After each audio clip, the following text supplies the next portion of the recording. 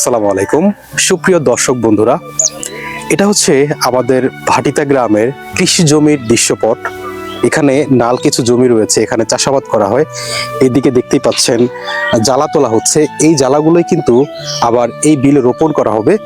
আজকে 3 দিন যাবৎ সূর্যের কোনো দেখা নাই, তাপমাত্রা প্রায় 14 ডিগ্রি সেলসিয়াস, যেটা আমি কখনো এরকম টেম্পারেচার দেখিনি। 14তে নেমে এসেছে আমাদের শরীয়তপুরের টেম্পারেচার। ভাটিতে কিন্তু প্রচন্ড ঠান্ডা অনুভব হচ্ছে। এখানে আপনারা দেখতেই পাচ্ছেন কৃষকরা কিন্তু তাদের কাজ চালিয়ে যাচ্ছে। এই প্রচন্ড ঠান্ডার ভিতরেও কিন্তু তারা পানিতে নেমে কাজ করছেন। এই কৃষক ভাইরা কেমন আছেন?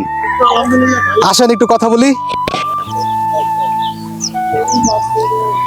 সুপ্রিয় বন্ধুরা, প্রচন্ড বাতাস বইছে, সেই সাথে ঠান্ডাও আসছে। উত্তরাঞ্চলের মানুষের যে কি অবস্থা সেটা নিশ্চয়ই আপনারা টিভিতে খবর দেখে বুঝতেই পারছেন। আমাদের এদিকেও কিন্তু প্রচন্ড ঠান্ডা অনুভব হচ্ছে এই মুহূর্তেও। এখন কিন্তু প্রায় বেলা 12টা বাজে, তাতেও কিন্তু কোনো সূর্যের কোনো দেখা আসছে না। কে আসেন এদিকে, আপনি আসেন।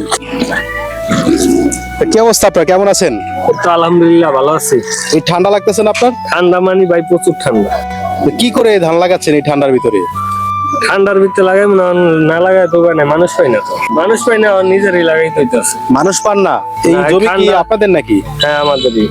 ও আচ্ছা আচ্ছা, তা আজকে কি শেষ করতে পারবেন মনে হচ্ছে? দেখি যদিও শেষ করতে পারি। তাই আপনি কি এর আগেও লাগাইছেন, অভিজ্ঞতা আছে? আগে আরো 4-5 বছর আগে লাগাইছিলাম। আচ্ছা, আপনাকে তো মাঝে মধ্যে দেখি অটো চালাইতে, তো অটো চালান আবার ধানও লাগাইতেছেন। অটো আজকে বিষয়টা হয়েছে কি, আজকে সকালে ঘুমাতে উঠতে দিই চাক্কা পামছে।